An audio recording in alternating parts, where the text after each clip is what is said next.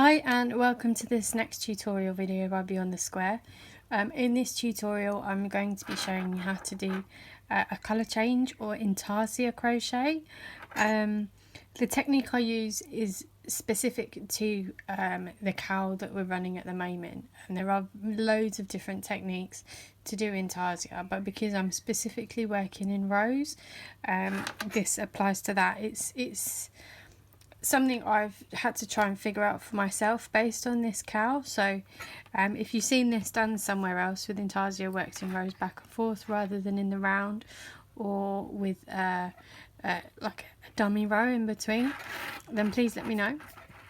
So I've started you off here with just a simple couple of double crochet stitches, and the idea is that I want to attach this lovely purple yarn into well, the next stitches, one of the next few stitches in the next row, to start the bases of a pattern.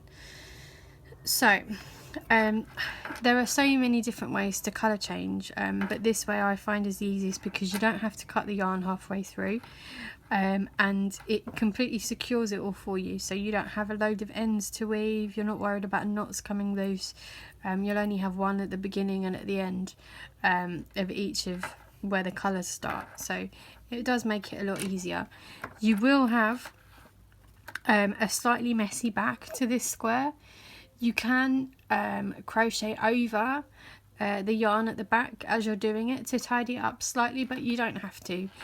Depending on the pattern, it might be diagonal, it might be straight, it might be horizontal, so it entirely depends on what you want to do. So if I wanted to attach the purple yarn to the second stitch in the next row, what I would do is, we'll say the third stitch, I would use my standing double crochet as the turning chains. Then I will just double crochet one into the next stitch.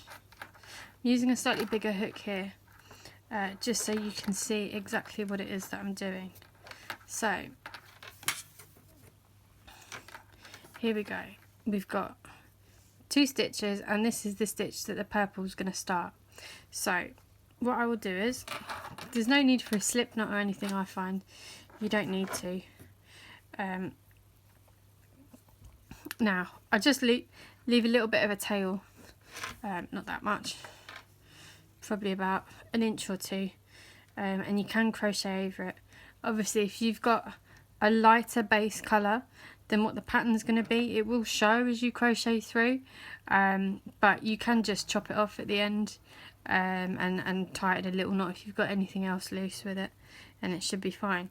So to start with the colour change, I need to take the hook out of this last stitch and undo that very last yarn pull through. So you've got that stitch and that one, sorry, that loop back on your hook as if you were halfway through doing a double crochet. So instead of doing a yarn over in the blue to finish the stitch, I will do it in the purple and pull it through. Then remember just to give your base colour a little tug to keep the tension, as I don't hold on to that one, I leave that one loose now, but you can hold on to it if you're a bit more dexterous with your hands. So then moving the tail out of the way, you would then go on to crochet as you would do normally in the next stitch, however many stitches of the new colour that's required. So if here I'll do 1, and as you can see, by doing that in the last yarn over of the previous stitch, the top of the stitch is now in the new colour. If you didn't do that, the top of the stitch would have been blue and the bottom would be purple, and it just looks a little bit messy, so that's the nicest way of doing it. So if I needed to do 2 stitches, I would do 1 more and do the first part of the stitch in the purple, and then if I only needed 2 purple stitches, I would then pick the yarn up again, the blue yarn, and do that as the last yarn over, and then carry on crocheting in the blue as you would do for however many stitches you need. So that's that one. I'll just do the last one of the row. through here.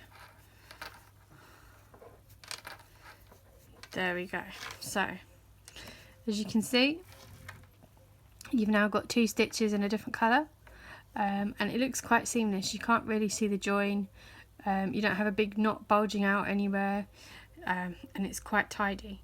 So the only problem within rows is that the rows alternate which way they go, so you need to be very careful about where you leave your tails.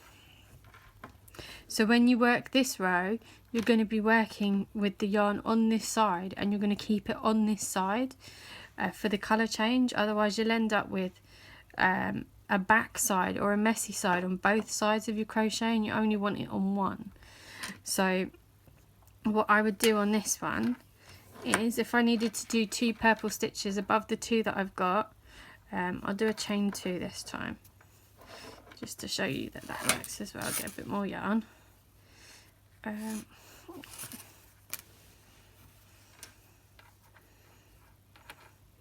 And carry on. So we'll do the start of a blue stitch, then move to the purple. So the last yarn over is in the purple, and as you can see, that's got quite loose, so you need to make sure that you pull on the blue to keep the tension, and then yarn through.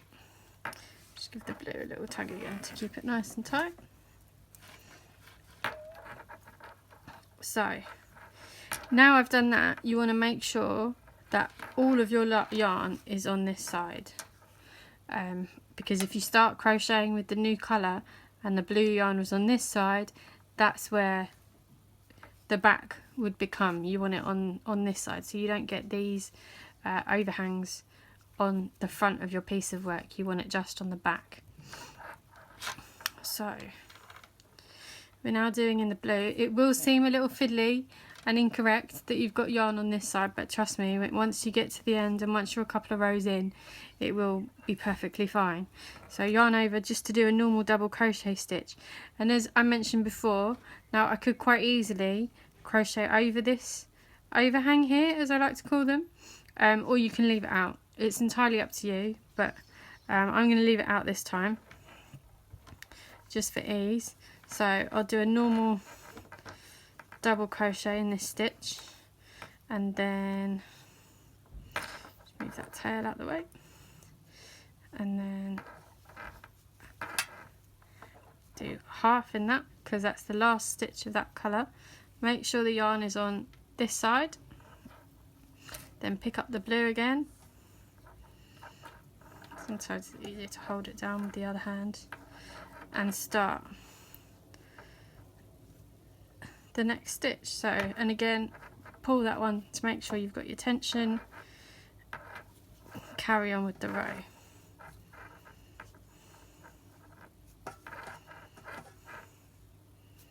So now if I turn this little swatch over, you'll see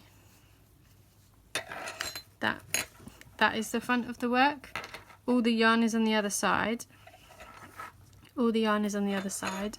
The messy back is on the other side, with all the backing and forthing with the different colours, which you'll see on each row.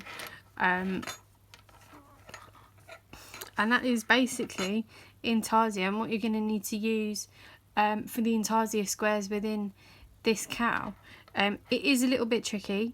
It does take a little while to get your head round, and I'm sure, like I did, I had to frog quite a lot, where I'd get halfway through a row and realise I'd forgotten to move the yarn to the wrong side, or I'd be working with the yarn on the wrong side and it's hanging through the middle of a row, or because you can't pull it back through because you'd have carried on working with it, so it will create a loop. So it did take a little while to get there, but once you're there, I'm sure it'll be easy. There will be quite a few squares using this technique, working back in rows. So if you do have any questions, make sure you comment below. Catch us on Facebook or on Instagram. I'll be answering as many questions as I possibly can.